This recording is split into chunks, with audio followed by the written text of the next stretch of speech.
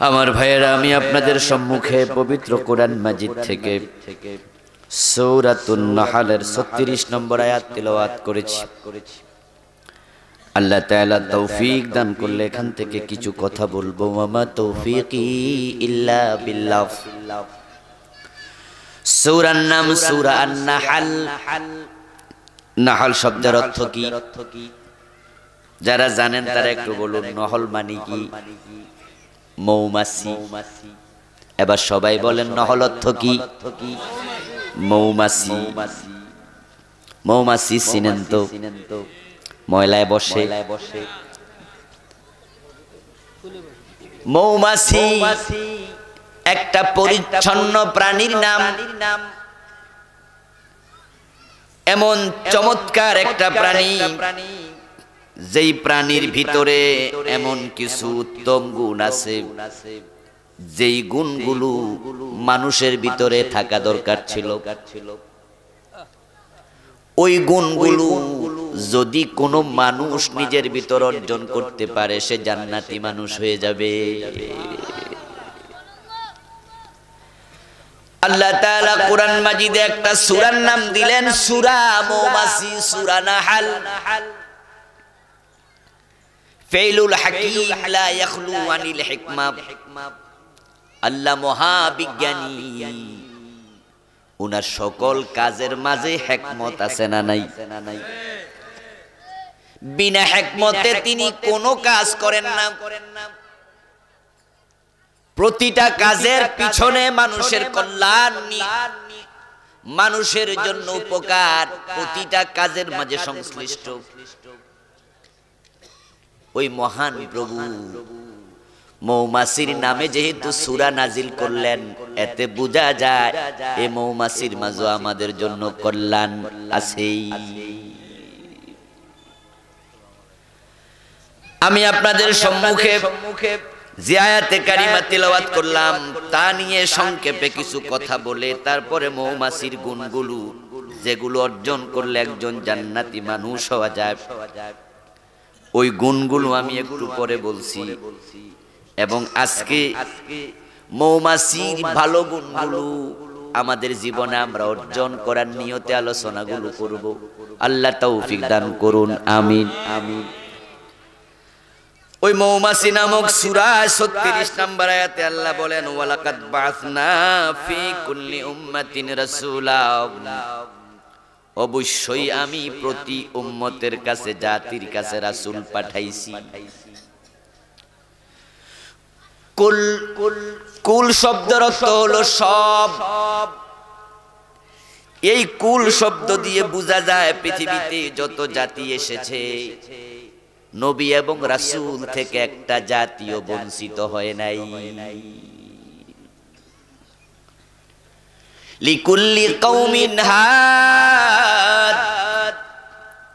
আল্লাহ তাআলা কোরআন মাজিদের আর এক আয়াতে বলেন, সকল কওমের জন্যই হিদায়াতকারী আমি নবী পাঠাইছি।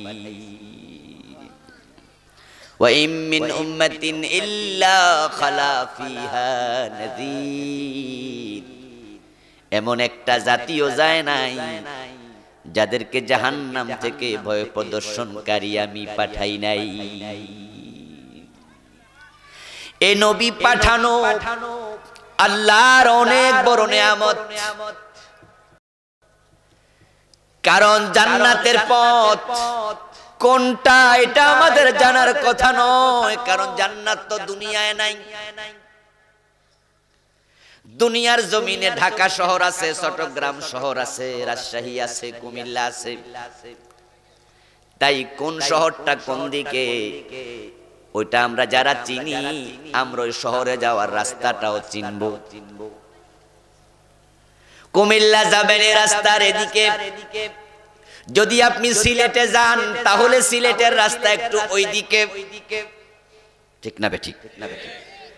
কিন্তু জান্নাত যে কোথায় সেটা তো আমরা দেখি না। কিন্তু জান্নাতে তো আমাদের যেতেই হবে। কথা বুঝেন না? এখন যদি যেতে হয় রাস্তাটাও তো চিনতেই হবে। তো না চিনলে যাবোটা কেমনে? যে চিটাগাং যাবে তাকে চিটাগাংয়ের রাস্তা চেনা লাগবে, না হয়তো সে চিটাগাং পৌঁছতে পারবে না, এটা তো কমন সেন্স বলে। তো যে জান্নাতে যাবে তাকে জান্নাতের রাস্তা চেনা লাগবে, চিনতেই হবে। এখন জান্নাত তো দুনিয়ায় নাই, তাহলে আমরা যাবোটা কেমনে? এই জন্য জান্নাতের রাস্তা চিনানোর দায়িত্ব আল্লাহ তাআলা দুনিয়ার কোন মানুষকে দেন নাই। ওই জান্নাতের রাস্তা চিনানোর দায়িত্ব আল্লাহ নিজে গ্রহণ করেছেন। সুবহানাল্লাহ। তাই তিনি বলেন, একটা জাতীয় নাই যাদের কাছে আমি জান্নাতের রাস্তা চেনানোর জন্য হাদি পাঠাই নাই। লিকুল্লি কওমিন হাদ। এখন হাদি হলেন নবী এবং রাসূলেরা, তারা জান্নাতের রাস্তা আমাদের চিনালেন। এখন নবী এবং রাসূল দুনিয়ায় উনারাও তো আমাদের মতো মায়ের পেটে জন্ম নিছে, বাবের ঔরস থেকে আসছে, এই জমিনে উনারাও বড় হইছে। এখন জান্নাত তো দুনিয়ায় নাই, ওই নবী রাসূল উনারা জান্নাতের পথ কেমনে দেখাবেন? উনারা নিজেরাও তো জান্নাত দেখেন নাই। তাই জান্নাতের পথ মূলত কোন নবীও দেখায় নাই, জান্নাতের পথ আল্লাহ নিজে দেখান। তাই নবীরা যত কাজ করে, নবীরা যত কথা বলে, বানায়া একটাও বলে না, সবগুলো আল্লাহর ওহীর মাধ্যমেই বলে। কি কথা বললে জান্নাতের পথে চলা যায়, কি কাজ করলে জান্নাতের দিকে যাওয়া যায়, ওই কথা ওই কাজগুলো নবী বানায়া বলে নাই। তাই যখন নবীকে কোনো প্রশ্ন করা হতো কোনো ব্যাপারে, ওই বিষয়ে উনার ইলম যদি না থাকতো, নবী বানায়া বলে দিতেন নাকি ওহীর জন্য অপেক্ষা করতেন? আল্লাহ তাআলা কোরআন মাজিদে এটাই বলেছেন, মা ইয়ানতিকু আনিল হাওয়া ইন হুয়া ইল্লা ওয়াহিয়ুন ইউহা। আমার নবী মুহাম্মদ ইবনে আব্দুল্লাহ মুহাম্মাদুর রাসূলুল্লাহ, উনি নিজে বানায় একটা কথা বলে না। ইন হুয়া ইল্লা ওয়াহিয়ুন ইউহা, তিনি যা বলেন সব তার কাছে ওহী হিসাবে পাঠানো হয়। নবী শব্দের বাংলা অর্থ সাংবাদিক। নবী মানে কি? কথা বলা লাগবে। নবী অর্থ কি? কোরআনে সূরা নাবা নামে একটা সূরা আছে না নাই? কত নম্বর পারা? 30 নম্বর পারার প্রথম সূরা নাবা থেকে নবী আম্মা ইয়াতাসালুন আনিন নাবাইল আযীম। এই নাবা শব্দের অর্থ হলো সংবাদ। নাবা অর্থ কি? আর নবী মানে সাংবাদিক। এবার আপনারাই বলুন তো, আমাদের দেশও বিভিন্ন পত্রিকার সাংবাদিক আছে না নাই? সাংবাদিকরা যা ঘটে ওই ঘটা জিনিসগুলো প্রচার করে নাকি নিজে বানায়া খবর দেয়? কি হওয়া উচিত? সাংবাদিকের যারা বানায়া দেয় তাদেরকে সাংবাদিক বলে না, তাদেরকে বলে হলুদ সাংবাদিক। কথা বুঝেননি? বানায়া দিলে আর সাংবাদিক থাকে না, হেরে কয় তুমি হলুদ সাংবাদিক। এটা হলুদ সাংবাদিকতা। সাংবাদিকের কাজ সাভারে মারামারি হয়েছে গার্মেন্টস শ্রমিকদের সাথে, গাজীপুরও হয়েছে, হয় নাই? যদি সেখানে 5 জন আহত হয় তাহলে তার দায়িত্ব হলো 5 জনের খবর প্রচার করা। সাংবাদিক সংবাদ বানায় নাকি প্রচার করে? কথা বলতে হবে ভাইরা। সংবাদ বানায় না প্রচার করে? তো নবীয়ত সাংবাদিক।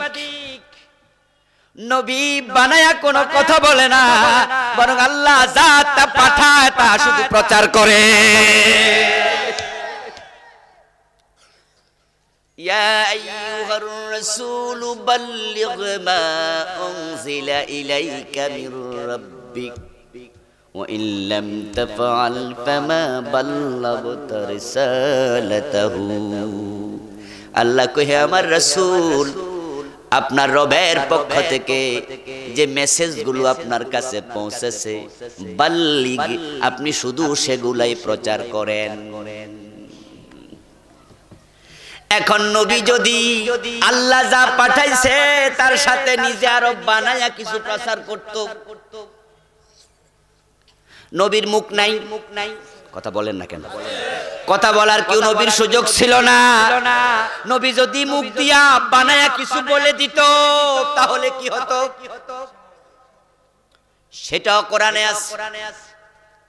আল্লাহ তাআলা বলেন ওয়ালাউ তাকাওয়ালা আলাইনা বাদাল আকাবিল লাআখাযনা মিনহু বিল ইয়ামিন সুম্মা লাকাতানা মিনহুল ওয়াতিন।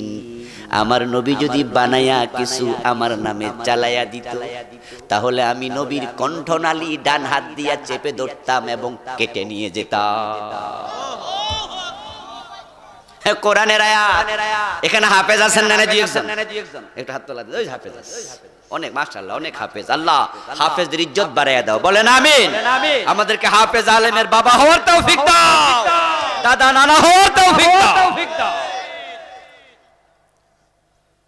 আমার ভাইয়েরা আল্লাহ বলে কোরআনে ওয়ালাউ তাকাওয়ালা আলাইনা বাদাল আকাবিল, যদি নবী কিছু বানাইতো সবটা না, যদি কিছু বানায়া আমার নামে চালায়া দিত লা খাযনা লামে তাকিদ বাংলা অতল অবশ্যই আমি ধরতাম মিনহু বিল ইয়ামিন, নবীকে ডান হাত দিয়া চাপ দিয়া ধরতাম। বাম হাতের কথা নাই, আল্লাহর সব হাত ডান। এই ডান হাত দিয়া বুঝায় শক্তি। আমরা যখন শক্ত করে কোনো কিছু ধরি তখন কোন হাতে ধরি?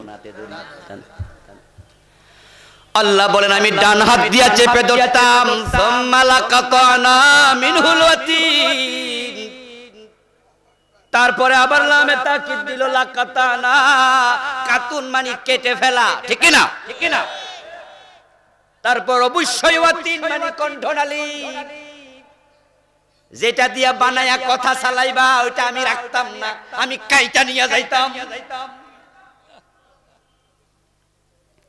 এবার একটু আপনারা বলুন তো, আল্লাহ রাসূল যখন ইন্তেকাল করেন ওনার কণ্ঠনালী ছিল নাকি কেটে নিছে? তো আল্লাহ তো বলতেছে আমার নামে বানায়া কিছু বললে আমি কেটে নিতাম, যেহেতু কেটে নেন নাই এতে বোঝা যায় দিনের ব্যাপারে আল্লাহর নবী বানায়া একটা কথাও বলেন নাই। রাসূলের কথা, রাসূলের কাজ, রাসূলের মৌন সম্মতিকে হাদিস বলে, ঠিক না? ঠিক না? ওই হাদিসকে আরেকটা পরিভাষা বলে ওহিয়ে গায়রে মাতলুব। ওহি দুই প্রকার, ওহিয়ে মাতলুব, ওহিয়ে গায়রে মাতলুব।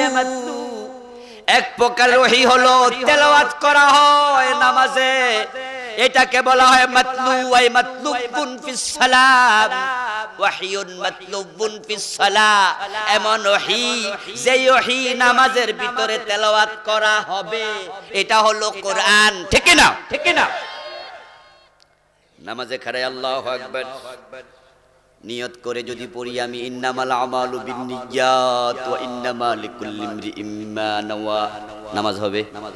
আর সহিহ বুখারীর হাদিস পড়ছি তো হবে, কারণ এটা ওহিয়ে গায়রে মাতলুব, এটা ওহি, এটা ওহি রাসূলের কথা, কিন্তু সেটা নামাজে তেলাওয়াত করা হবে না।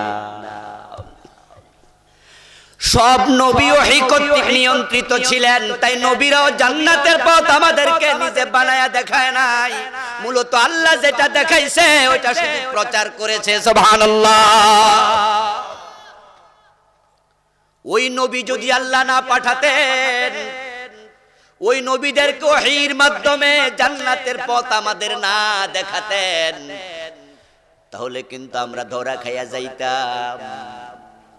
নিজের মেধা দিয়া, ব্রেইন মস্তিষ্ক দিয়া, চিন্তা চেতনা দিয়া আমরা জান্নাতের রাস্তা কোনোদিন খুঁজে পেতাম না। কারণ জান্নাত কোথায় সেটা তো আমরা দেখি নাই। তাই যারা হেদায়েত পেতে চান, জান্নাতে যেতে চান, জান্নাতের পথ চিনতে চান, ব্যক্তির কাছে হেদায়েতের জন্য যাবেন না।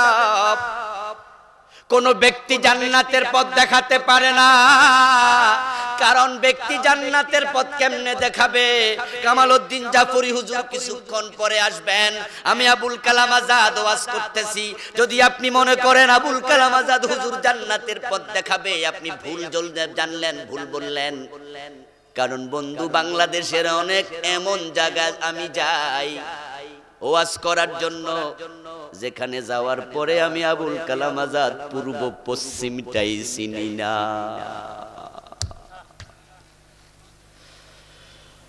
আমি নামাজ পড়ার আগে এলাকার পাবলিকের বাড়িওয়ালারে জিজ্ঞেস করি, ভাই পশ্চিম কোনটা? তখন তারা কয় হুজুর এইটা। আমি হাসি দিয়া কই, আমার কাছে মনে হয় এটা দক্ষিণ। কয় হুজুর আপনার দিক নাই। অথচ ওরা আমার মাহফিলে দাওয়াত দিয়া নিছে, আমার বড় হুজুর মনে করলো আমি তো পূর্বই চিনি না, পশ্চিমে চিনি না। এতে বোঝা যায় ব্যক্তি যে পূর্ব পশ্চিম চিনে না, সে জান্নাতের পথ কেমনে চিনবে? আমি আবুল কালাম আজাদের ওয়াজের এক আনা দাম থাকবে না যদি আমার কথা কোরআনের সাথে না মিলে।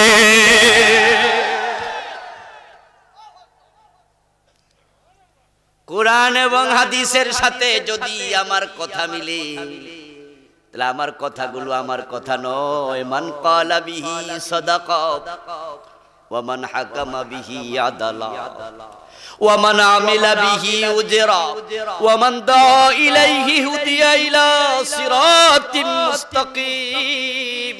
আল্লাহর হাবিব বলে, যে ব্যক্তি কোরআন দিয়ে কথা বলল সে ব্যক্তি সত্য বলল, যে কোরআন দিয়ে বিচার করলো সে ন্যায় বিচার করলো, যে কোরআন দিয়ে আমল করলো সে তার পুরস্কার পাইয়া গেল।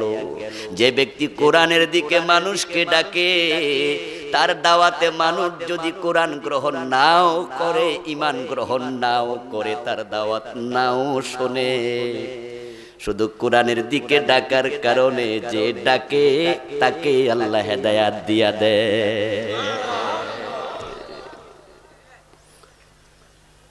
ও মুসলমান, কোরআন দিয়ে কথা বললে সত্য বলে, কারণ কথাগুলো তার না, কথাগুলো কার?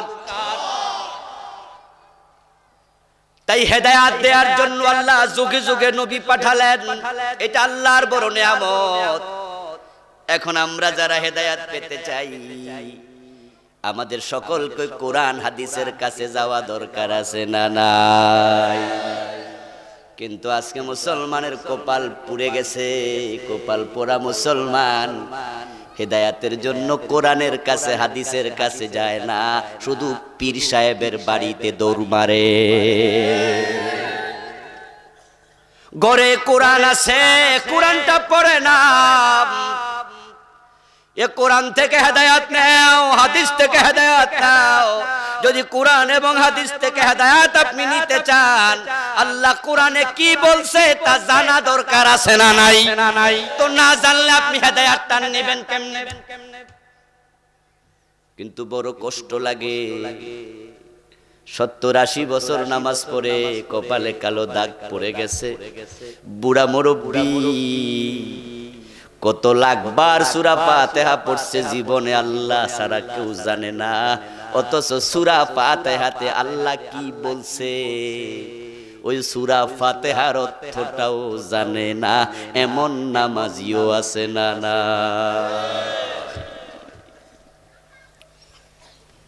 10টা সূরার অর্থ জানে না, তাহলে আপনি হেদায়েত কেমনে নেবেন? আমার ভাই, নবী এবং রাসূল দুনিয়া আসছে মানুষকে হেদায়েতের পথ দেখাতে। আল্লাহ তাআলা বলেন, আমি সব জাতির কাছে নবী রাসূল পাঠাইছি। নবী এবং রাসূলরা মানুষের কাছে গিয়ে দাওয়াত দিয়েছে, আনি ইবুদুল্লাহ ওয়াজতানিবুত তাগুত, তাদের দাওয়াত ছিল, ও দুনিয়ার মানুষ তোমরা আল্লাহর ইবাদত করো এবং তাগুতের সাথে কোনো সম্পর্ক রাখিও না। কার ইবাদত করো? এরপরে এবং আছে আল্লাহর ইবাদত করো, এটা বলে নবীদের দাওয়াত শেষ নয়। ওয়াজতানিবুত তাগুত, এবং তাগুতকে পরিহার করো। তাগুতের সাথে সম্পর্ক রাখা যাবে না। নবীদের দাওয়াতের অংশ হয়ে গেল দুইটা। দাওয়াত হলো একটা, তার অংশ হলো দুইটা। ফজরের নামাজের ফরজ দুইটা অংশে বিভক্ত। নামাজ একটা, ওয়াক্তের নাম ফজর, কিন্তু রাকাত হয়ে গেছে দুইটা। যদি প্রথম রাকাত পড়ে দ্বিতীয় রাকাত না পড়ে, সে 50% সওয়াব পাবে। ঠিক না? পাবে কত পার্সেন্ট? একটু এই যে এক রাকাত পড়ছে কিছু তো পাইবো। বরং আমরা সবাই বলবো নামাজ একটা কিন্তু রাকাত তো দুইটা। তাই যদি কোনো ব্যক্তি ফজরের নামাজি হইতে হয়, তাকে 2 রাকাতে পড়া লাগবে, পরে নামাজি হওয়া যায় না। নবীদের দাওয়াত একটা অংশ দুইটা। আল্লাহর ইবাদত করো এবং তাগুতের সাথে সম্পর্ক রেখো না। আল্লাহর ইবাদত করে তাগুতের সাথে সম্পর্ক রাখে, একটা মানলো আর একটা মানলো না, ওই নামাজিও মুমিন হতে পারলো না।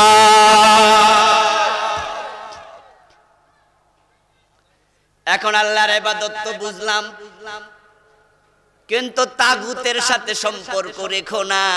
সব নবী দাওয়াত দিল, হুজুর তাগুতে তো চিনি না। তাগুত কারে কয়? তাগুত যদি না চিনেন তাহলে বন্ধু সম্পর্ক আছে না নাই এটা বুঝবেন কেমনে? তাগুতের সাথে সম্পর্ক রাখবেন তো আপনি শেষ, আপনার ঈমান নাই। ওই তাগুত মানে হলো আল্লাহ বিরোধী, খোদাদ্রোহী। কোরআনে আল্লাহ বলছে আনিবুদুনি হাযা সিরাতুম মুস্তাকিম, তোমরা আমি আল্লাহর গোলামি করো, আমার ইবাদত করো। আর জেনে রেখো আমার ইবাদত করলে সোজা জান্নাত পাইয়া যাইবা। হাযা সিরাতুম মুস্তাকিম, এটাই হলো সোজা রাস্তা জান্নাতের। আল্লাহ তা'বুদুশ শাইতান ইন্নাহু লাকুম আদুউম মুবিন, শয়তানের গোলামি করো না, কারণ সে তোমাদের প্রকাশ্য দুশমন।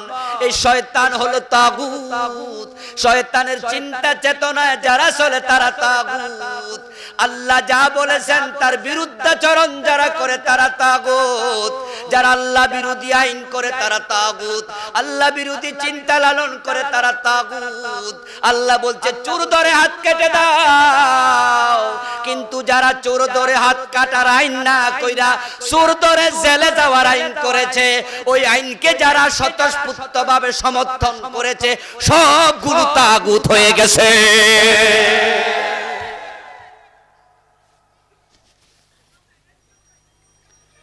আল্লাহ তাআলা যা বললেন তার বিরুদ্ধে যে যায় সে তাগুত হয়ে যায়। আল্লাহ তাআলা কোরআনে বলেন লাহুল খালকু ওয়াল আমরু, সাবধান সৃষ্টি যার, আইন চলবে শুধু তার। কোরআনে আছে না নাই? বলেছেন কে? তো আল্লাহর কথার বিরুদ্ধে গেলে তো তাগুত। কোরআনে আল্লাহ তাআলা বলেন ইযহাব ইলা ফিরাউনা ইন্নাহু তাগা। ও মূসা, তোমারে আমি কিতাব দিলাম, তুর পাহাড়ে মূসা নবী উঠেছে, অনেক উঁচু পাহাড়। ওই তুরে সাইনাই মাস 6 আগে আমিও গিয়েছিলাম। ও বন্ধু, কায়রো থেকে 5 থেকে 600 কিলোমিটার দূরে হাজার হাজার পাহাড়, ওই পাহাড়ি জমি ভেদ করে হেঁটে হেঁটে মুসা নবী গিয়েছেন। আজকে তো রাস্তা আছে, তখন তো রাস্তাগুলো ছিল না। ওই তুর পাহাড়ে ওঠার পরে আল্লাহ কিতাব দিলেন, তারপরে কিতাব দিয়ে বলে মুসা ওই কিতাব তোমাকে চুমু খাওয়ার জন্য দেই নাই, এটাকে বুকের মাঝে জড়ায়া রাখার জন্য দেই নাই, এটাকে তেলাওয়াত করে গিলাফ দিয়ে বেঁধে তাকে রাখার জন্য দেই নাই।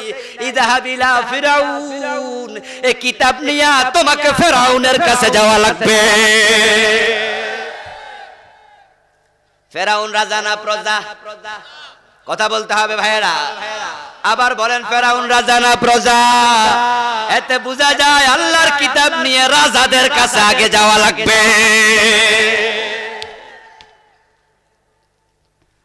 এখন আমরাও দাওয়াত দেই, আমরাও তাবলীগ করি, আমরাও ওয়াজ নসিহত করি, কিন্তু আমরা দাওয়াত নিয়ে কার কাছে যাই? যারে দাওয়াত দিলে মাইর খাওয়ার সম্ভাবনা নাই। ইসলামের কথা বলবো আর সে শুধু শুনবে, কোন রিঅ্যাকশন নাই, করে না কো ফুসফাস, আর কি আছে? নাই কোনো উৎপাত, খায় শুধু দুধ ভাত। সুন্দর একটা কবিতা ছোটকালে পড়ছিলাম। আমার ভাইয়েরা, আমরা এমন লোককে চুজ করি যার কাছে দাওয়াত দিলে পরে কোন রকমের রিঅ্যাকশন হবে না। কিন্তু আল্লাহ মুসা নবীরে বলে কিতাব নিয়া সবার আগে ফেরাউনের কাছে যাও।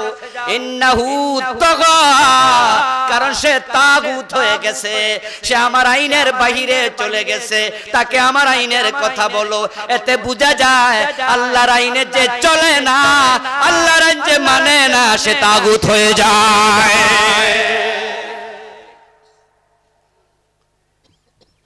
এখন আল্লাহর আইনের সাথে যারা বিরুদ্ধাচরণ করে চলে, বলুন তো, আমাদের সংসদে 300 জন এমপি আছে, আছেন? যদি সেখান থেকে 151 জন হ্যাঁ কয়, তাহলে একটা আইন হইয়া যায়। আর যদি 201 জন হ্যাঁ কয়, তাহলে যে আইন আছে ওই আইনটা উল্টায়াও নতুন আইন বানানো যায়। আমাদের সংবিধানে লেখা আছে টোটাল সংসদ সদস্যের যদি 2/3 বেশি কোন মত দেয়, সে মত হবে আইন। তো আছে নির্বাচিত 300, 2/3 বেশি মানে 201 জন যদি হয়, তাহলে আইন বানানো যায়, আগের আইন পাল্টানো যায়। এখন চুর ধরে হাত কাটার আইন আছে, যদি আমাদের সংসদ সদস্যরা চায় সেখানে চুর ধরে হাত কাটার আইনটা ঢুকানোর সুযোগ আছে না নাই?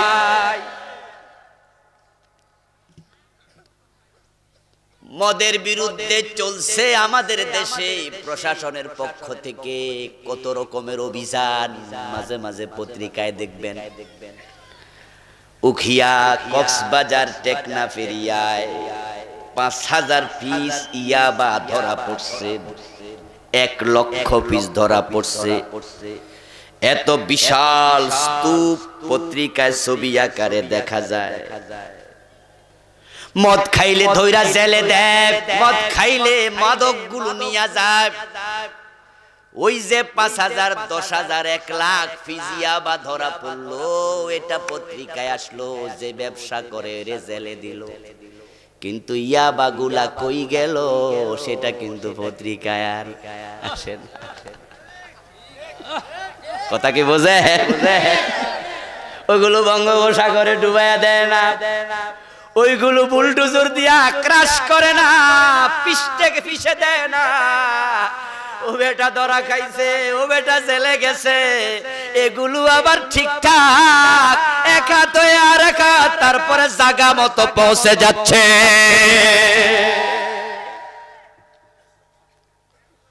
আর ইয়াবা ব্যবসায়ী কয়েকদিন পরে আবার জেলখানা থেকে জামিনও পাওয়া যায়, তারপরে সে আগের ব্যবসা ঠিকঠাক আবার চালায়। এত অভিযান লাগবে না। ওই 201 জন এমপি নেতা যদি কালকে একটা সিদ্ধান্ত নেয় যে মদ খাইলে 80 বেত লাগানোর আইন ইসলামে আছে না নাই,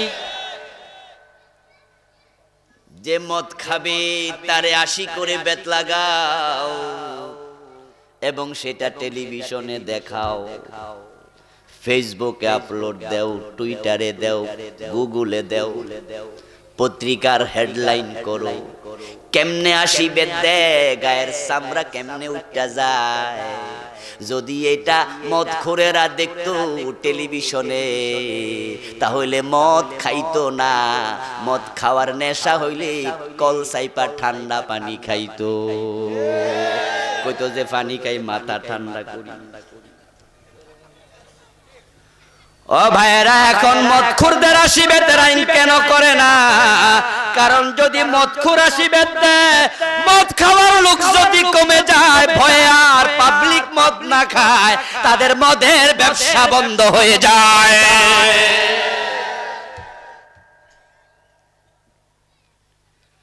ও বন্ধু, সুযোগ আছে দিনের আইন করার, করো নাই, তুমি তাগুত হয়ে গেছো। তো নবীরা আসছে দুনিয়ায় মানুষদেরকে বলে আল্লাহর ইবাদত করো এবং এই জাতীয় তাগুতদের সাথে সম্পর্ক রাখা যাবে না। এখন যারা তাগুত হয়ে গেছো ভাই, আমরা তোমাদেরকে দিনের দাওয়াত দিয়া যাই। তুমি একা হলো, তুমি একা হলেও যদি তোমার সাথে কেউ নাও থাকে, তুমি আল্লাহর কোরআনের আইনের পক্ষে আসা লাগবে।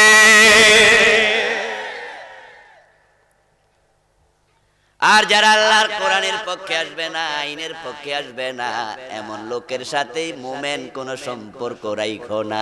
যদি সম্পর্ক রাখো, তুমি নবীদের দাওয়াতের 2 অংশ, এক অংশ মানলা, আরেক অংশ মানলা না।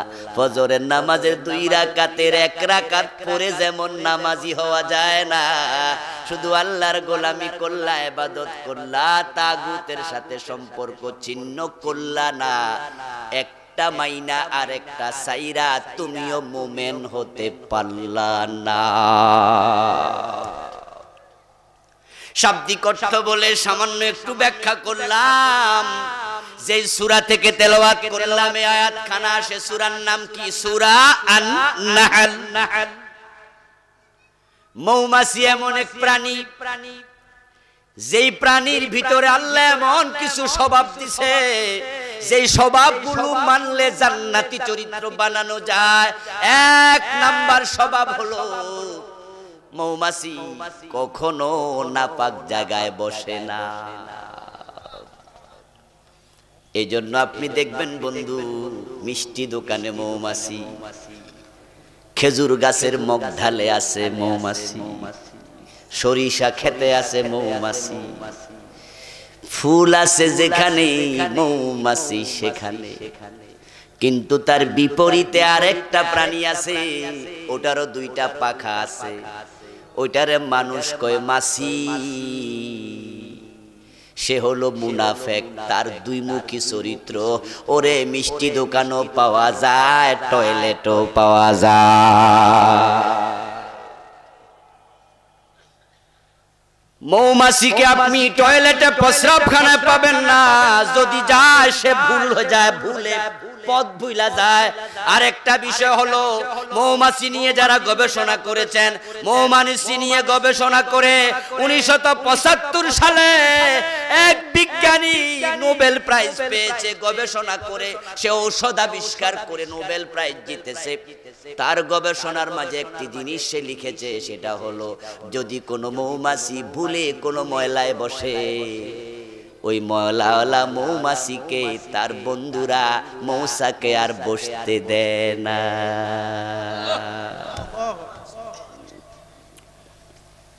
তাই মৌমাছি ময়লায় বসে না, সে ভালো জায়গায় যায়, যার কারণে মৌমাছি হলো নন্দিত। মানুষ মৌমাছি লালন করে, মৌমাছিকে পালন করে। ঘরে ঢুকলে বাচ্চা যদি মৌমাছি মারতে চায়, মা কয় এটা বাইর কইরা দে, দরজাটা খুলে দে, জাগা মারিস না। সে সব জায়গায় কদর পায়, সে উপকার করে, সে চরিত্রবান। তার বিপরীতে মাছি, সে টয়লেটও বসে, মসজিদ দোকানেও বসে, তার চরিত্র দ্বিমুখী হওয়ার কারণে সে হয়ে যায় নিন্দিত। সে এমন নিন্দিত, মাছি দেখে যেখানে পাবলিক জুতা দিয়া ফিরায় সেখানে, ঝাড়ু দিয়া ফিরায় সেখানে। আপনি যখনই মাছি দেখবেন তখনই মারতে মন চায়। এটা থাপ্পড় দিলে মজা লাগে। বাচ্চাও মা কয় স্যান্ডেল দিয়া বাড়ি মার, মাইরালা।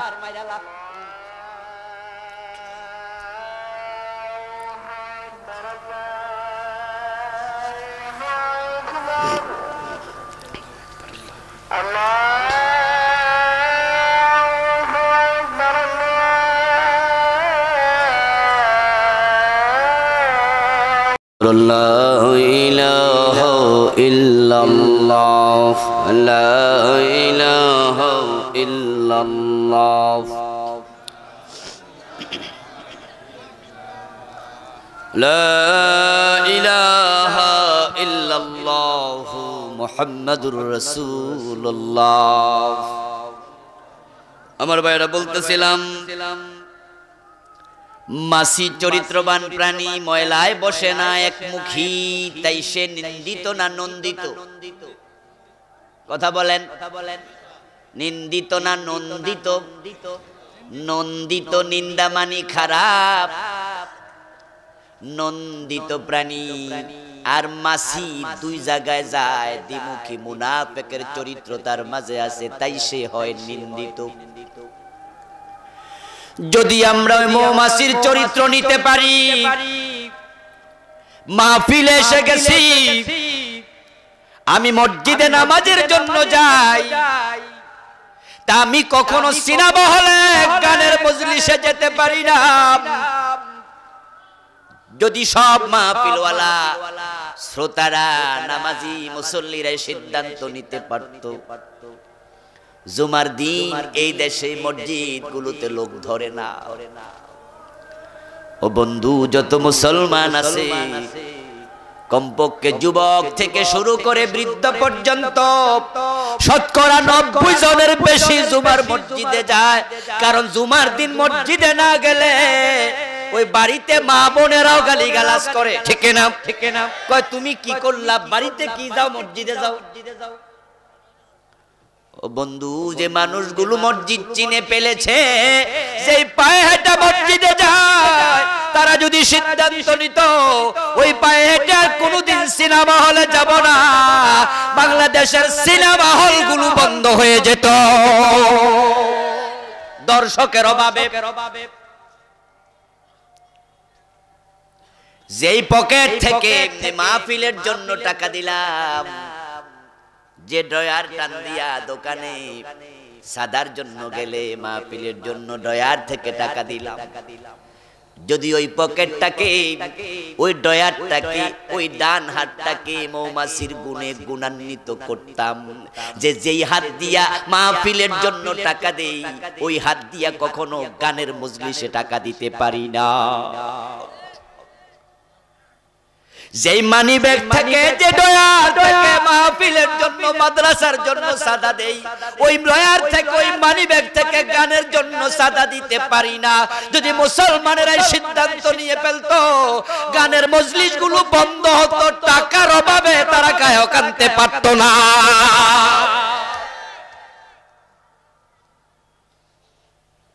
আমরা দ্বিমুখী, তাই হাজার হাজার মানুষ এদেশে এমন পাওয়া যায়, মাহফিলও আছে, আবার মমতাজ বেগমের গানেও যায়, মসজিদও যায়, আবার সিনেমা হলেও যায়। এমন মুসলমান আছে না নাই? তারা মৌমাছি না তারা মাছি? আমার ভাইয়েরা, নেতা, এলাকার সমাজপতি, মেম্বার, চেয়ারম্যান, এমপি, এলাকার প্রভাবশালী ব্যক্তি, আমরা দেশে দেখি তাদের মাঝে অধিকাংশ, সবাই না, ভালো খুব কম, অধিকাংশ মাসির চরিত্রের। তাই তারা মাহফিলে ওসো নেতা প্রধান অতিথির ভাষণ দেয়, 50,000 টাকা দিলাম। মাহফিলে শ্রোতারা জিন্দাবাদ মারহাবা কইয়া দেয়। ঠিক ওই নেতাকে পরবর্তী সপ্তাহে আইয়ুব বাচ্চুর কনসার্টের মাঝেও সেখানে সভাপতি হতে দেখা যায়। সেখানেও তিনি 1 লাখ টাকা দিয়া জিন্দাবাদ নেয়। উনি 2 জায়গায় যায়, মাহফিলও নেতা, গানের মজলিসও নেতা। বলুন তো এই জাতীয় নেতার চরিত্র মৌমাছি না মাছি? যদি আমাদের দেশের মুসলিম নেতারা মৌমাছির চরিত্র নিত, তারা আল্লাহর কাছে হতো নন্দিত নন্দিত। আমাদের নেতারা যুবকদেরকে যদি বলতো, না রে বাবা, আমি এলাকার চেয়ারম্যান মেম্বার হইছি, আমি তো মসজিদের সভাপতি সেক্রেটারি, আমি তো মাহফিলগুলোতে প্রধান অতিথি হইয়া যাই, সুতরাং তোরা মাহফিল কর, কয় টাকা লাগবে? আমি 5,000-এর জায়গায় 10,000 দেব, তোরা আমারে গানে নিতে পারবি না। যদি মুসলমান নেতারা ওই যুবকদেরকে গানের মজলিসে সভাপতি হবে না, মেহমান হবে না, প্রধান অতিথি হবে না, টাকা দেবে না, তারা মৌমাছির চরিত্রে চরিত্রবান হতো, তখন বাংলাদেশের যুবকেরা গানের আয়োজন করার জন্য টাকাও পাইতো না, নেতাও পাইতো না, তারাও বাধ্য হয়ে মাহফিলের আয়োজন শুরু করে দিত।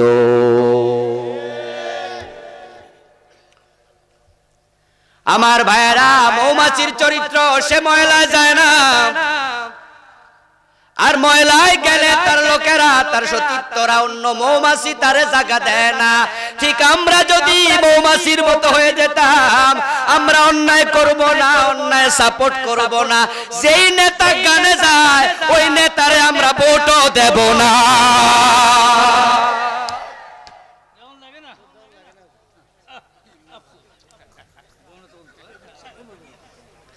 আমার ভাইরা, আজকে দেন নাই তো একবার দেবেন, সুযোগ আসবে, কিন্তু আপনি তার সাথে অন্তর থেকে সম্পর্ক ছিন্ন করা দরকার আছে না নাই? ব্যক্তিগতভাবে যদি আপনি অন্যায় থেকে নিজকে ফিরিয়ে দেন, মৌমাছির মতো চরিত্রবান হন, তাহলে বন্ধু জান্নাত বাড়ির কাছে এসে যাবে। কারণ যে ব্যক্তি ওয়ানাহান নাফসা আনিল হাওয়া ফাইন্নাল জান্নাতা হিয়াল মাওয়া। সুবহানাল্লাহ পড়ে, সুবহানাল্লাহ পড়ে।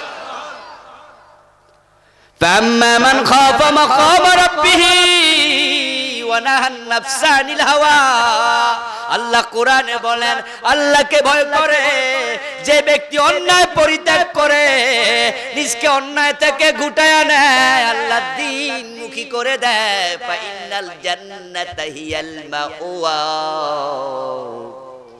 এই চরিত্রের লোকের জন্য আল্লাহ জান্নাত বানায়া রাখছে। আমার ভাইয়েরা, মৌমাছির ভিতরে সেকেন্ড যে চরিত্রটা আছে সেটা হলো তারা দলবদ্ধভাবে চলে, তারা কখনো বিচ্ছিন্ন জীবন যাপন করে না। আপনাদের এলাকায় মৌচাক আছে না নাই?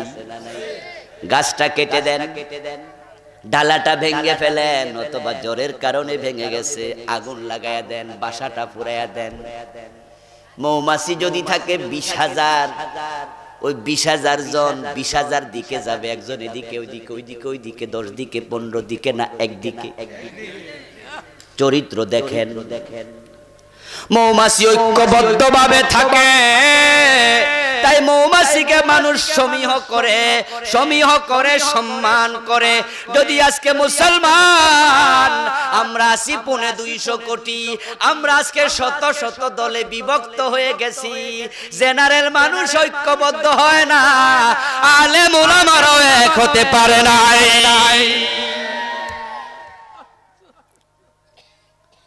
অথচ ঐক্যের জন্য আল্লাহ কোরআন মাজিদে বলছেন এটা ফরজ ইবাদতের একটি, ওয়াতাসিমু বিহাবিলিল্লাহি জামিয়াও ওয়ালা তাফাররাকু।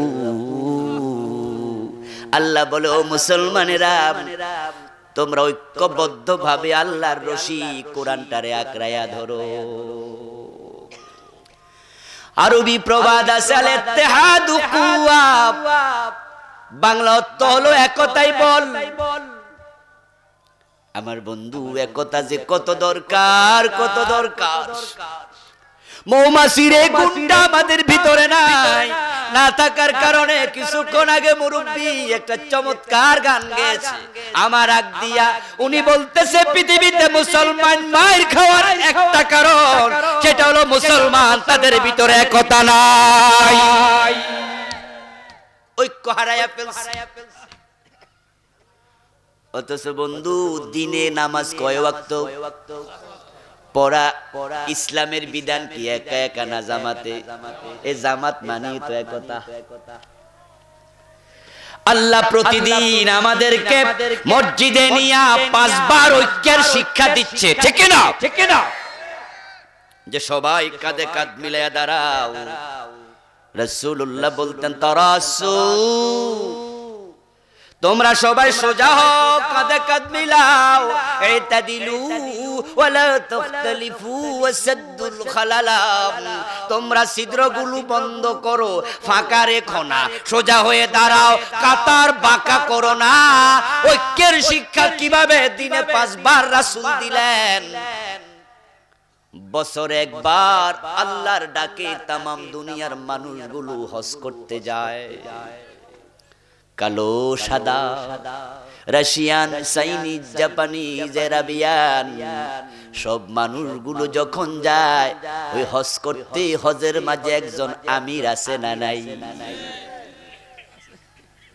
একজনের নেতৃত্বে ঐক্যবদ্ধভাবে যাও 9 তারিখ আরাফার মাঠে।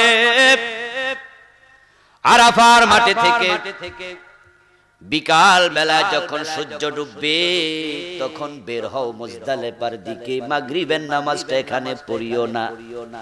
যদি 30 লাখ হাজি থাকে, সবাই এক কাজ করে ঐক্যবদ্ধ হয়ে, ঠিক না? ঠিক না? কোন দ্বিমত নাই, একজন আমির হইয়া বুঝায়। শুধুমাত্র তোমরা একতাই নয়, ঐক্য নয়, একজনকে নেতা মানো। দিনে 5 বার একজন আমির হয়, ইমাম হয়, হজের মাঝে একজন নেতা হয়। ঠিক মৌমাছির ভিতরে এই গুণটাও আছে। যদি 30,000 মৌমাছি থাকে, মৌসাকে, তাদের মাঝে একজন থাকে নেতা, তারে বলে মৌরানী। সে যেদিকে যায় বাকি সবগুলো মৌমাছি তারে অনুসরণ করে সেদিকে যায়। যদি মুসলমানরা আজকে 250 কোটি আমাদের একজন নেতা থাকতো, ওই আমির যা বলে আমরা তামাম পৃথিবী 57টা ওআইসির সদস্য, 57টা মুসলিম রাষ্ট্র ওআইসির সদস্য। ইদানিং আরো 2-1টা বাড়লে আরো বাড়বে, কমবে না। তাহলে কমপক্ষে 57টা মুসলিম রাষ্ট্র আছে। 250 কোটি মুসলমান, তাদের মাঝ থেকে যদি একজনকে আমরা নেতা মানতে পারতাম, সামিআল্লাহু লিমান হামিদা বলার সাথে সাথে পিছনের সব মুসল্লি যেমন মাথা তুলে দাঁড়াতে বাধ্য হয়। যদি এলাকার মেম্বার, চেয়ারম্যান, এমপি মনে করে যে আমি হুজুরের কথা শুনবো কেন, আরো 3 তাসবিহ পড়া লই, নামাজ আছে না গেছে। সামিআল্লাহু লিমান হামিদা বললে ইমাম পিছনে যেই থাকুক, এমপি হোক আর মন্ত্রী হোক, প্রেসিডেন্ট হোক আর প্রধানমন্ত্রী হোক, ওই ইমামের কথা মানতে সে বাধ্য। তাহলে তার নামাজ হবে, না মানলে সে নামাজ বাতিল। যদি আমরা 57টা মুসলিম রাষ্ট্র মিলে একজনকে নেতা মেনে তার কথা চলতে আমরা বাধ্য, এমন একটা উইল করতে পারতাম, কমিটমেন্ট করতে পারতাম। আর ওই মুসলমান নেতা যদি বলতো এবার আমেরিকাকে লক্ষ্য করে, ও আমেরিকা, আমরা 250 কোটি মুসলমান এক হয়ে গেছি, 57 মুসলিম রাষ্ট্রের প্রধানেরা বলে আমাদের নেতা যা বলবে আমরা তা মানবো, টাকা চাইলে টাকা দেব, অর্থ করি লাগলে দেব, সৈন্য চাইলে সৈন্য দেব, যা বলে আমরা তা মানবো। এবার আমার নেতা যদি বলতো মায়ানমারের মুসলমানদের গায়ে আর হাত দেওয়া যাবে না, যদি হাত দাও আমরা 57 দেশ মিলে মায়ানমার আক্রমণ করব।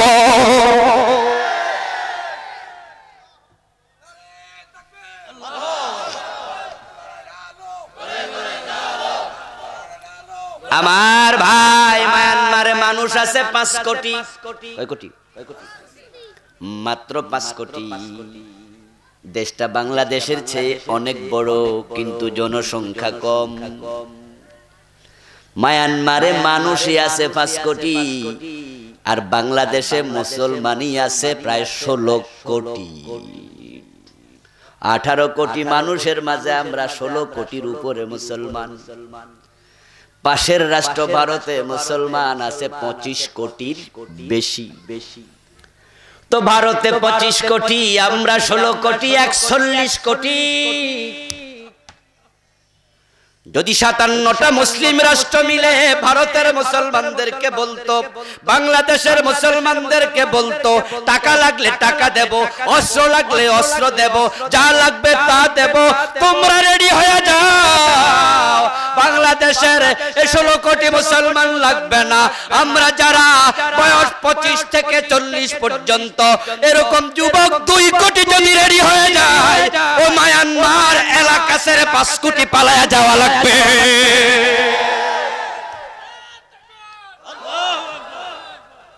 আফগানিস্তানে মাইর খায়, ফিলিস্তিনে খায়, Bosnia, Chechnya, Somalia, Kashmir, Algeria, ফিলিস্তিন, মায়ানমার, সিরিয়া, ইয়ামান, গুজরাট, কাশ্মীর।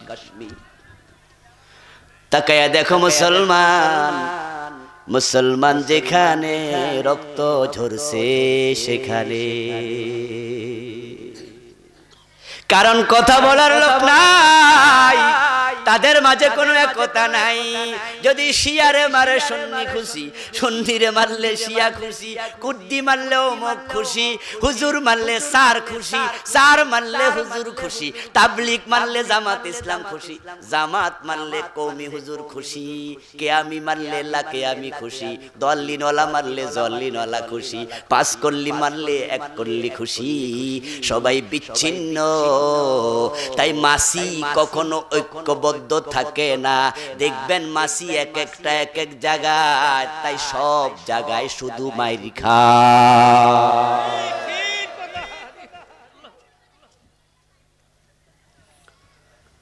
আর মৌমাছি তারা একত্রে থাকে, তাই যদি ছোট্ট একটা গাছের মাঝে মৌমাছির মৌচাক থাকে,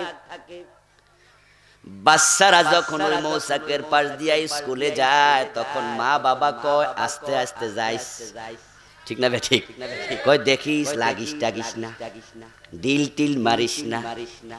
মৌমাছি বড় ভদ্র প্রাণী, কিন্তু যদি কেউ তার সাথে বেয়াদবি করে তখন কিন্তু আর ছাড়ে না। কারো বাড়িতে আইসা মৌমাছি কামড়ায়া যায় না, কিন্তু মৌচাকে ঢিল মারলে আর রেহাই দেয় না। মুসলমান আমরা যদি ঐক্যবদ্ধ থাকতে পারতাম, আমরা 250 কোটি, আমরা আক্রমণ করি না, আমরা জঙ্গিবাদে বিশ্বাস করি না, আমরা কারো ক্ষতি করি না, কিন্তু আমরা মৌমাছির মতো যদি হয়ে যেতে পারতাম, কেউ আমাদের দিকে আঙ্গুল খুলে তাকাইলে আমরা তারে ছাড়ি না। তাহলে কিন্তু মুসলমানের দিকে আঙ্গুল তোলার সাহস তারা আর করতো না। ও ভাই, আমরা শুধু বিভক্ত হই। বাংলাদেশের দিকে তাকান, এই দেশে 3.5 লাখ মসজিদ আছে, প্রতি মসজিদে একজন ইমাম আছে না নাই? ওই 3.5 লাখ মসজিদে জুমার দিন এই দেশে যত মুসলমান পুরুষ আছে তার মাঝে কমপক্ষে 80 থেকে 90% মসজিদে যাইতে বাধ্য সামাজিক কারণে। সবাই যায় ইমামের সাথে নামাজ পড়ে, ইমাম আলোচনা করে আধা ঘন্টা 40 মিনিট 1 ঘন্টা শুনতে বাধ্য হয়। আলেম ওলামাকে মানুষ সম্মান করে, কিন্তু যেই দেশে 3.5 লাখ মসজিদ, ওই আলেমদের সামনে তো বসে আছে দেশের মুসলমান যুবকেরা, মুসলমান বুদ্ধরা, কিন্তু ওই দেশে আবার আলেম কেন মাইর খায়? এর কারণ হলো এক আলেম রে মারলে আরেক আলেম খুশি, প্রতিবাদ করে না, প্রতিবাদ করে না। যদি আলেম রে এক হয়ে যেতে আমরা পারতাম, পাঁচ কল্লি বুঝি না, তিন কল্লি বুঝি না, কে আমি বুঝি না, লা কে আমি বুঝি না, দল্লিন বুঝি না, জল্লিন বুঝি না, মাযহাবি বুঝি না, গায়রে মাযহাবি বুঝি না। আমরা যদি আলেমরা আমাদের ইজ্জতের ব্যাপারে এক হয়ে যেতাম, বাংলাদেশে আলেমের গায়ে হাত দেওয়ার কেউ সাহস করত না।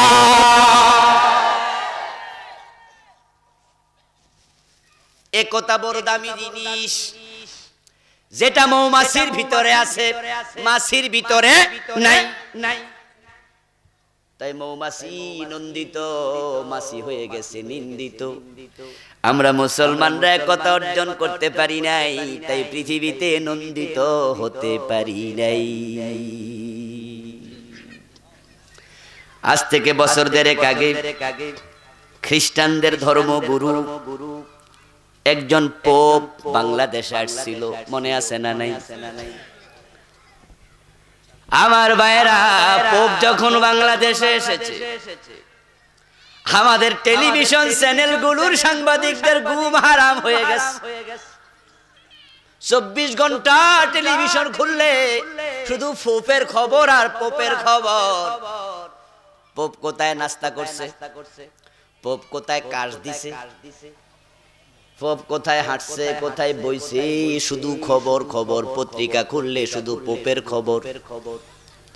ওই পোপ আমাদের সোহরাওয়ার্দী উদ্যান 7ই মার্চে বঙ্গবন্ধু যে জায়গায় ভাষণ দিয়ে স্বাধীনতার উত্তাল জোয়ার তৈরি করেছে, ওই সোহরাওয়ার্দী উদ্যানটারে পোপের জন্য খুলে দিছে।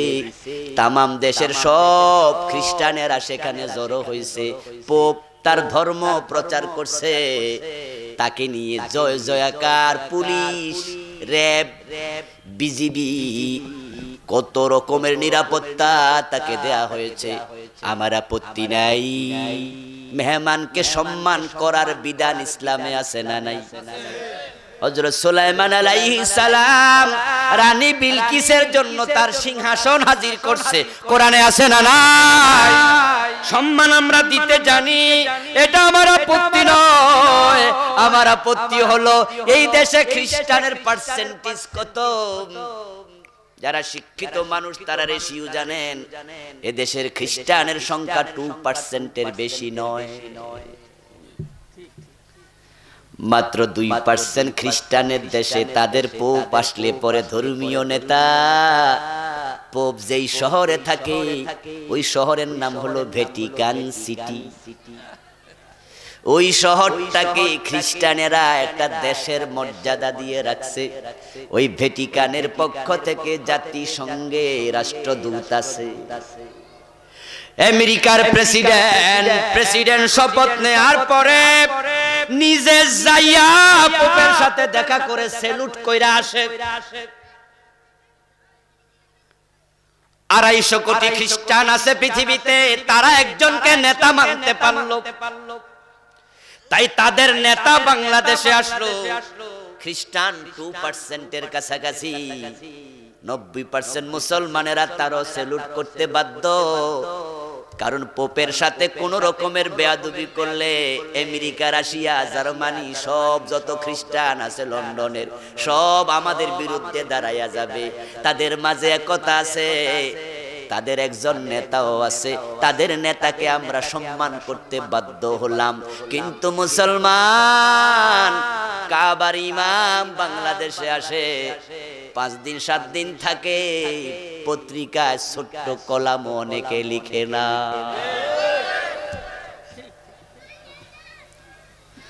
কাবার ইমাম আসে, টেলিভিশন ওয়ালারা দেখায় না, পত্রিকা ওয়ালারা লিখে না। তো নিজেরা নিজেদের নেতাকে যারা সম্মান করতে জানে না, তারা এবং তাদের নেতারা অন্যের কাছে সম্মান পাবে না।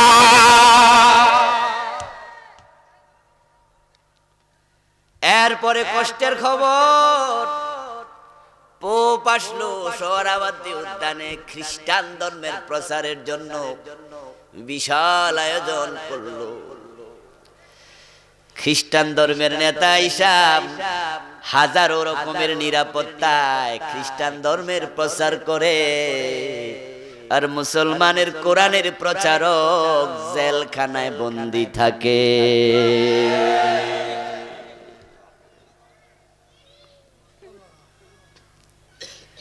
খ্রিস্টান ধর্মের প্রচারকের নিরাপত্তা দিলা, সে খ্রিস্টান ধর্ম প্রচার করলো। আর যার তাফসীর শুনে হাজারের উপরে কাফের মুসলমান হয়েছে। তামাম পৃথিবীতে কোরআনের কথা যিনি বলেছেন 40টি বছর, যে কোরআনের কথা বলে তারে জেলে দাও, আর যে খ্রিস্ট ধর্মের কথা বলে তারে সম্মান দাও। ও মুসলমান, তোমরা নিজের পায়ে নিজে কুড়াল মারছো। যারা নিজের ধর্মীয় নেতাকে সম্মান দেয় না, তাদের ধর্মীয় নেতারা অন্য দেশে সম্মান পাবে না।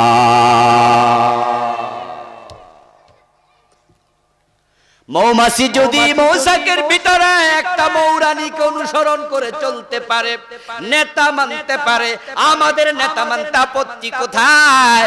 কিন্তু আমরা নেতা মানি না, অহংকার আমাদের মাথায় ভর করেছে। অন্যকে মানলে আমার সম্মান থাকে না, সবাই নেতা হওয়ার প্রতিযোগিতা করে, তাই কেউ কাউকে নেতা মানে না, নেতাও নাই, একতাও নাই, তাই তোমরা মাছির মতো মাইর খাচ্ছ। ও বন্ধু, মৌমাছির মাঝে চমৎকার আর একটা গুণ আছে। ওই গুণটা হলো ফুল আছে যেখানে মৌমাছি যায় সেখানে। মৌমাছিরা কোনোদিন মিটিং করে সিদ্ধান্ত নেয় নাই যে আমরা শুধু গোলাপ ফুলে যাব, জবা ফুলে যাব না, অথবা শুধু টগর ফুলে বসবো, চামেলিতে বসবো না। যদি এমন সিদ্ধান্ত মৌমাছি গুলো নিত, তাহলে 6 মাসেও মৌচাক ভর্তি হতো না। তাই আমরা কি দেখি? ফুল আছে যেখানে মৌমাছি যায় সেখানে। টগর ফুলেও বসে, জবা ফুলেও বসে, বেলি ফুলেও বসে। ফুল কম তখন সরিষা ফুলে যায় বসে। তারপরে মগডালে চলে যায়, খেজুর গাছে পাওয়া যাচ্ছে না, তাহলে মিষ্টি দোকানে, যেখানে পাবে সেখানে যাবে। তাই মাসে একবার মৌচাক ভর্তি হয়। ঠিক আমরাও যদি দিনের মৌচাক কলবটাকে দিন দিয়ে ভর্তি করতে চাই, দিন আছে যেখানে, এলেম আছে যেখানে, ইসলাম পাবো যেখানে, আমাদেরও যাওয়া দরকার সেখানে। কিন্তু কি দেখেছেন? কি দেখি? পোস্টারে নাম দেখছেন, বারেরা মাহফিল আছে 10 তারিখ। হুজুর কেডা? কয় জাফরি হুজুর আর কালাম হুজুর। কয় ও আলিয়া, খালিয়া। কথা বুঝেন নাই? আলিয়ার হুজুর আইতাছে, খালিয়া ওরা কি জানে? তাই কমি হুজুররা কয় যাইতাম না, আসবে না। আসতে চাইলো হুজুররা দেয় না। শুধু সাইদি সাহেবের ওয়াজে যাওয়ার কারণে মাদ্রাসা থেকে নাম কাইটা দিছে, এমন ঘটনাও আছে। আরেকটা পোস্টার দেখছে, দেখে বলে 12 তারিখে ওয়াজ আছে। কোথায়? কমক জায়গায়। হুজুরকে? কলিফুরি, নুরুল ইসলাম অলিফুরি। ও যাইতাম না, কওমি মৌলবী, আমাদের লাইনের লোক না। আবার কেউ কয় ওহাবি। আমরা হইলাম সুন্নি, না সুন্নি না সুন্নি, ঠিক না? ঠিক। তাই সুন্নিরা কয় ওহাবির ওয়াজে যাইতাম না, ওহাবি কয় সুন্নির ওয়াজে যাইতাম না, অলিপুরি কয় ডালপুরির ওয়াজে যাইতাম না, 3 কল্লি কয় 1 কল্লির ওয়াজে যাইতাম না। তাই যে যেখানে আছি খুঁটা মাইরা বৈশা গেছি। তাই তো দেশটা ইসলামের মধুতে পরিপূর্ণ হয় না।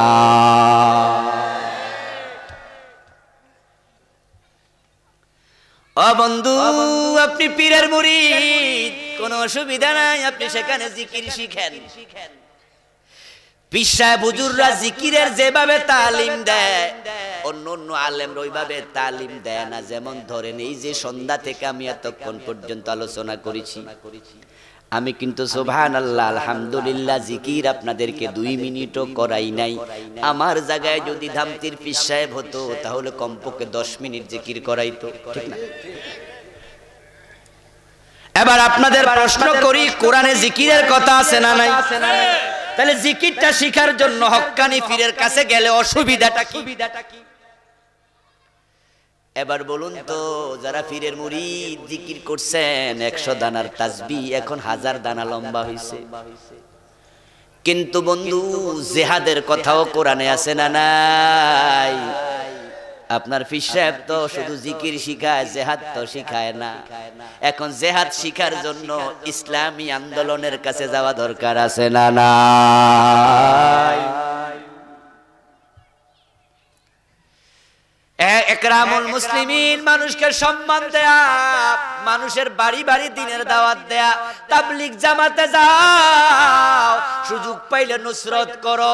ও বন্ধু, সেখানে গেলে দেখবা কেমনে একজন অফিসার, যে সেনাবাহিনীর অফিসার ছিল, ম্যাজিস্ট্রেট ছিল, অথবা এখনো ডিসি, এখনো সচিব, তাবলীগে যখন যায় তখন সাথে একজনও চাকর নেয় না, নিজের গাঁটটিটা নিজের কাঁধে লয়।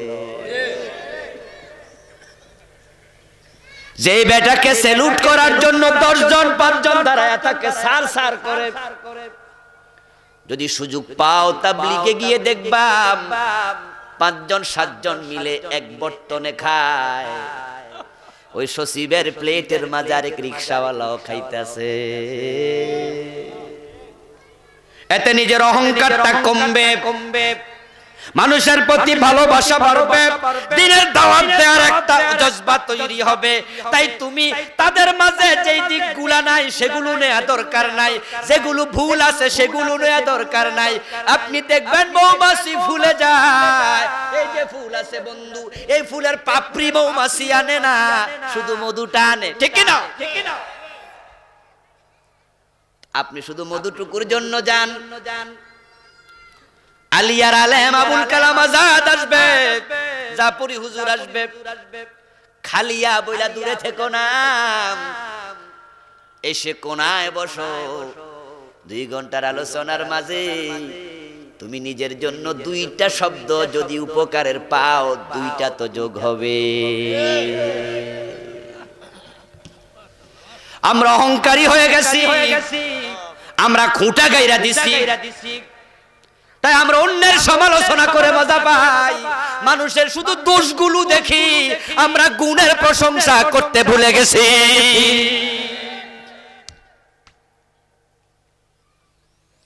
ও বন্ধু, পজিটিভ হন, পজিটিভ।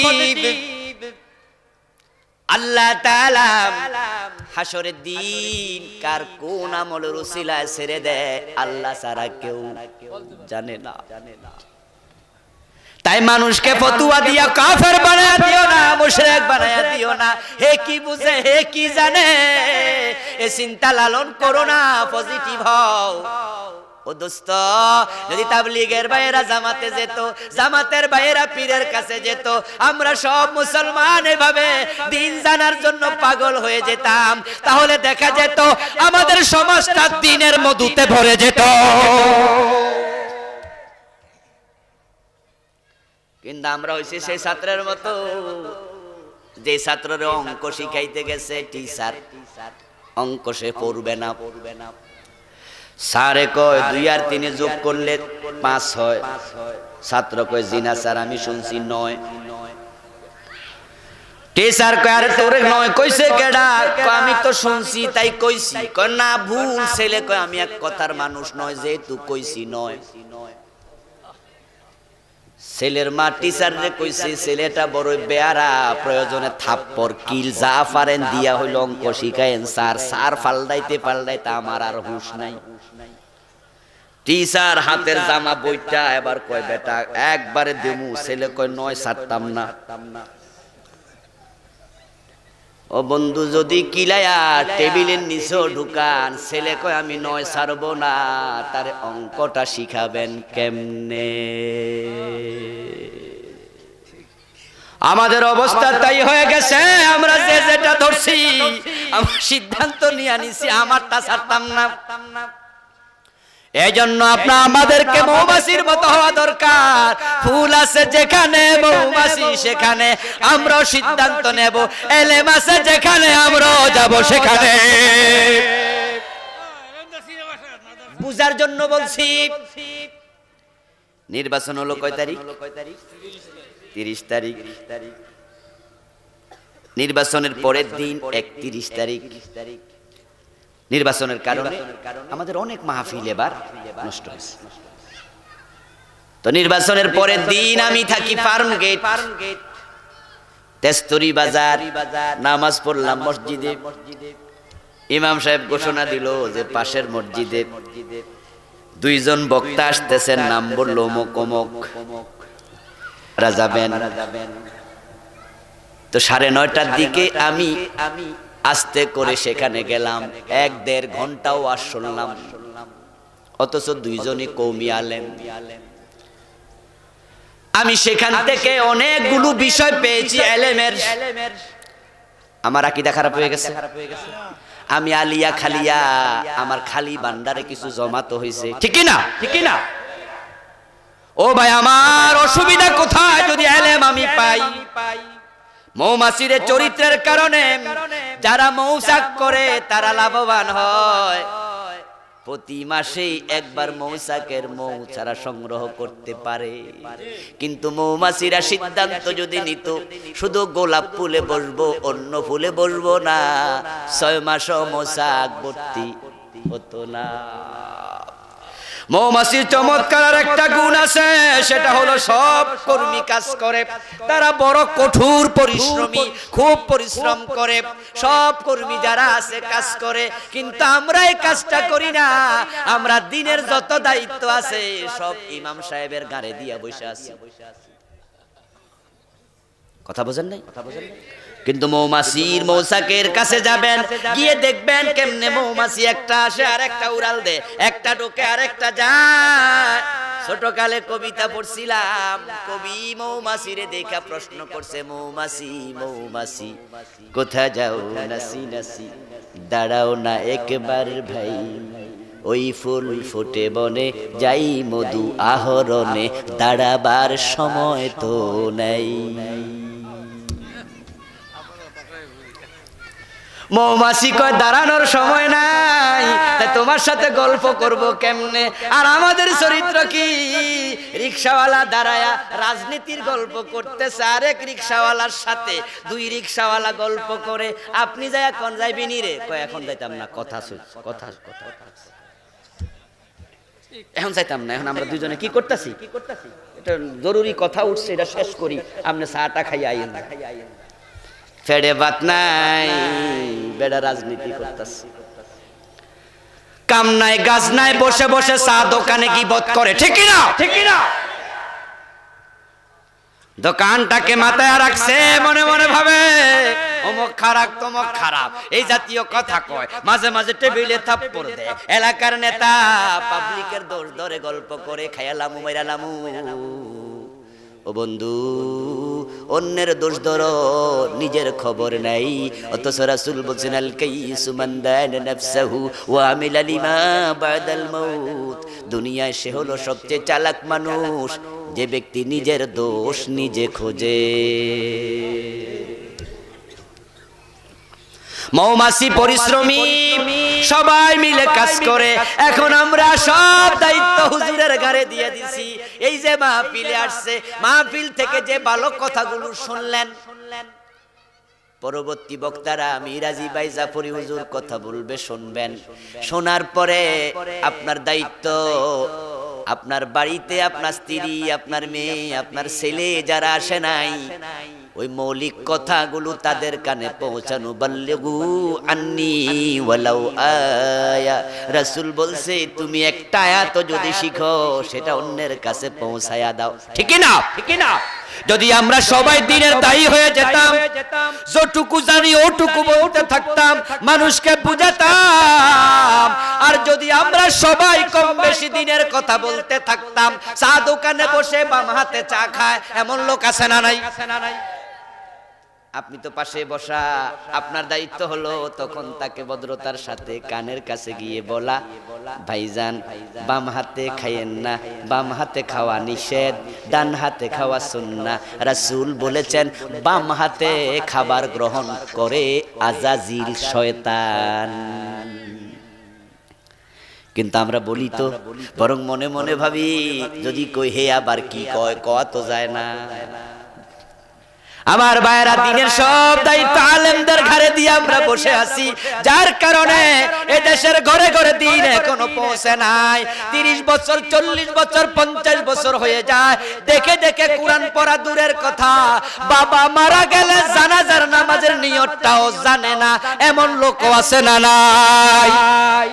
তো তাদেরকে শিখানোর জন্য আপনার ভূমিকা কি? মৌমাছি সবাই কাজ করে, তাই মৌচাক ভরে, আর আমরা শুধু আলেম ওলামাদের দায়িত্ব দিছি, নিজেরা মুখ বন্ধ করে বসে থাকি, তাই দিনের মৌচাক ভরে না। এজন্য আসুন ভাইয়ারা, দিনের যত দিক আছে আমরা শিখবো, মানবো, জানবো। সূরা নাহলের নাহল থেকে, মৌমাছি থেকে শিক্ষা নিয়া নিজের জীবনে মৌমাছির ভালো গুণগুলো আত্মস্থ করব। আল্লাহ তাআলা সে তৌফিক আমাদের দান করুক বলি আমিন।